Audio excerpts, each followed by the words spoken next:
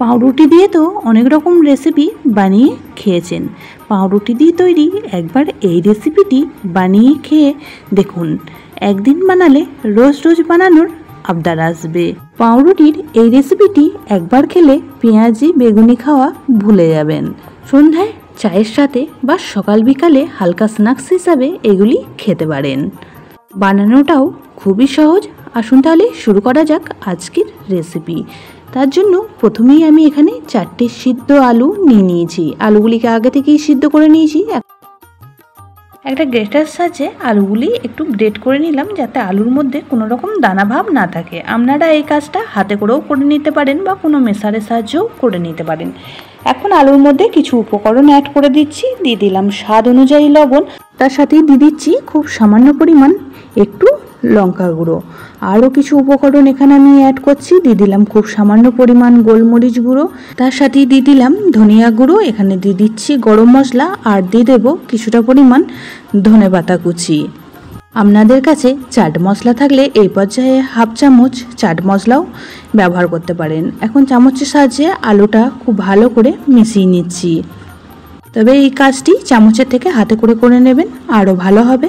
তো এখানে আমি আলুটা মেখে নিয়েছি, আর এদিকে আমি কয়েকটা ব্রেড নিয়ে নিয়েছি। এবার কিভাবে এই টিফিন রেসিপিগুলি বানাবো সেটাই দেখাচ্ছি। এখানে একটা ব্রেড নিয়ে নিলাম, আর ব্রেডের ওপরে 1 চামচ পরিমাণ আলু এখানে দিয়ে দিয়েছি। আলুর পরিমাণটা আপনারা যতটা খুশি ব্যবহার করতে পারেন, তবে আলুর পরিমাণটা একটু বেশি করে দিলে এই টিফিন রেসিপিগুলি খেতে খুবই ভালো লাগে। আলুটা এখন ব্রেডের ওপরে চামচের সাহায্যে খুব ভালো করে লাগিয়ে নিচ্ছি। আলুটা খুব ভালো করে লাগিয়ে নেওয়ার পর এখানে আমি হাফ চামচ পরিমাণ সস দিয়ে দিলাম। সসটাও আলুর উপরে খুব ভালো করে লাগিয়ে দিচ্ছি, তাতে করে এই টিফিন রেসিপিগুলি যখন খাওয়া হবে আরও বেশি মুখরোচক হবে। এখন আরেকটি ব্রেড নিয়ে ওপর থেকে ঠিক এইভাবে দিয়ে একটু চেপে দেব। এখন চাকুর সাহায্যে ব্রেডটা কেটে 3 পিস করে নেব। মানে একটা ব্রেড থেকে আমার 3টে টিফিন রেসিপি তৈরি হয়ে যাবে। আপনারা চাইলে এটা 2 পিস করেও কেটে নিতে পারেন। খুব কম উপকরণে আর চটজলদি হয়ে যায় এই টিফিন রেসিপিটি। বানানোটাও খুবই সহজ। একই রকমভাবে সমস্ত ব্রেডগুলি বানিয়ে নেব। আর একটাও আপনাদের সঙ্গে শেয়ার করে দিচ্ছি যে কিভাবে বানিয়ে নিলাম। এতটাই সুন্দর খেতে হয় এই টিফিন রেসিপিগুলি। অবশ্যই করে একদিন এইভাবে বানিয়ে খেয়ে দেখবেন, পেঁয়াজি বেগুনি খাওয়া ভুলে যাবেন। বাচ্চা থেকে বড় সকলেই খুবই পছন্দ করবে। তো এখানে আমি সমস্ত ব্রেডগুলি বানিয়ে রেডি করে নিয়েছি। এখন এই রেসিপির জন্য একটা ব্যাটার রেডি করে নেব। তার জন্য দিয়ে দিলাম 1 বাটি পরিমাণ বেসন, আর তার সাথে দিয়ে দিলাম ওই বাটিরই 4 ভাগের 1 ভাগ সুজি।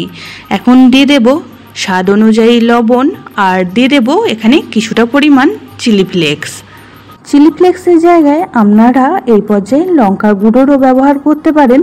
আর এখানে দিয়ে দিচ্ছি বেশ কিছুটা পরিমাণ ধনেপাতা কুচি, আর তার সাথে দিয়ে দেবো এখানে ছোট চামচের হাফ চামচ গরম মশলা। দিয়ে দেব খুব সামান্য পরিমাণ হলুদ গুঁড়ো। এখন অল্প অল্প করে জল দিয়ে একটা পাতলা ব্যাটার রেডি করে নেব। অবশ্যই করে এই ব্যাটারটা বানানোর ক্ষেত্রে একটু সুজির ব্যবহার করবেন, তাহলে এই টিফিন রেসিপিগুলি ওপর থেকে খুবই ক্রিসপি তৈরি হবে, খেতেও কিন্তু দুর্দান্ত লাগবে। এক কথায় এইগুলিকে ব্রেড চপও বলতে পারেন। এখন ব্যাটারটা রেডি করে নিয়েছি, আর ব্যাটারটা কতটা ঘনত্ব রেখেছি সেটাও আপনাদের সঙ্গে একবার দেখিয়ে দিচ্ছি। ঠিক এইরকম ঘনত্বে ব্যাটারটা রেডি করে নিয়েছি। এখন গ্যাসের মধ্যে কড়া বসিয়ে দিয়ে দিচ্ছি পরিমাণ মতন সাদা তেল টিফিনগুলি ভাজার জন্য। তবে তেলের পরিমাণটা একটু বেশি দেবেন, কারণ এই টিফিন রেসিপিগুলি একটু ডুবো তেলে ভাজলেই বেশি ভালো তৈরি হবে। তেলটাও এই পর্যায়ে খুব ভালো রকমভাবে গরম হয়ে গেছে। এখন গ্যাসের ফ্লেমটা কম করে দিয়ে একটা করে ব্রেডের পিস ব্যাটারের মধ্যে ডুবিয়ে তেলের মধ্যে ছেড়ে দিচ্ছি। প্রথম ব্যাচে যতগুলি ধরবে প্রথমেই ভেজে নেব, তারপরে বাকিগুলি আবারও সেকেন্ড ব্যাচে ভেজে নেব।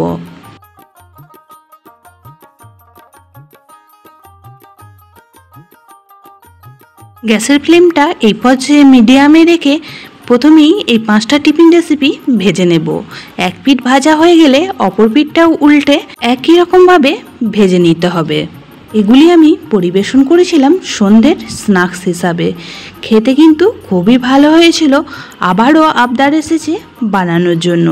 অবশ্যই করে আপনারাও একদিন এইভাবে বানিয়ে খেয়ে দেখবেন, এতটাই সুন্দর খেতে হয়। আবারও বানানোর রিকোয়েস্ট আসবে। ব্রেডগুলির এক পিঠ ভাজা হয়ে গিয়েছে, অপর পিঠটাও এখন উল্টে একই রকমভাবে ভেজে নিচ্ছি। পুরনো বন্ধুরা সবসময় পাশে থাকার জন্য অনেক অনেক ভালোবাসা। নতুন বন্ধুরা যারা চ্যানেলে ভিজিট করছেন, চ্যানেলটি এখনও পর্যন্ত সাবস্ক্রাইব করেনি, তাদের কাছে অনুরোধ রইল চ্যানেলটি সাবস্ক্রাইব করে পাশের বেল আইকনটি অল করে দেবেন। তাহলে আমি যখনই কোনো ভিডিও দেব, নোটিফিকেশন সবার আগে আপনাদের কাছে পৌঁছে যাবে। এই পর্যায়ে টিফিনগুলি একদমই ভাজা হয়ে গিয়েছে। তেলটা ঝরিয়ে একটা প্লেটের মধ্যে তুলে রাখবো। আবারও সেকেন্ড ব্যাচের টিফিনগুলি একই রকমভাবে ভেজে নেব। 4টে ব্রেড দিয়ে কিন্তু এতগুলি টিফিন রেসিপি তৈরি হয়ে যায়। আর ঘরে থাকা সামান্য কিছু উপকরণ দিয়েই তৈরি করে নিতে পারেন এই টিফিন রেসিপিগুলি। বানানোটাও খুবই সহজ। যখনই কোনো কিছু ভাজাভুজি খেতে ইচ্ছে করবে, তখন কিন্তু এইভাবে বানিয়ে নিতে পারেন এই ব্রেড চপগুলি। বা বাড়িতে কোনো অতিথি আসলে তাদেরকেও কিন্তু এইভাবে বানিয়ে সসের সঙ্গে বা চা কফির সঙ্গে পরিবেশন করতে পারেন। সেকেন্ড ব্যাচের স্ন্যাক্সগুলিও কিন্তু এখন ভাজা কমপ্লিট হয়ে গেছে। তেলটা ছড়িয়ে তুলে নিয়েছি। এখন সমস্তগুলি একটা প্লেটের মধ্যে সাজিয়ে নিলাম। দেখতে যতটাই সুন্দর হয়েছে, খেতেও কিন্তু খুবই ভালো হয়েছিল। অবশ্যই করে আপনারাও একদিন এইভাবে বানিয়ে চা কফির সাথে পরিবেশন করুন। আশা করছি খুবই ভালো লাগবে। আজকের এই স্ন্যাক্স রেসিপি আপনাদের কেমন লাগলো অবশ্যই কমেন্ট বক্সে জানাবেন। বেশি ভালো লেগে থাকলে একটা শেয়ার করে দেওয়ার অনুরোধ রইল। সবাই খুব ভালো থাকবেন, সুস্থ থাকবেন। আবারও দেখা হবে অন্য কোনো ব্লগ বা রেসিপির সাথে। ততক্ষণের জন্য সবাইকে টাটা।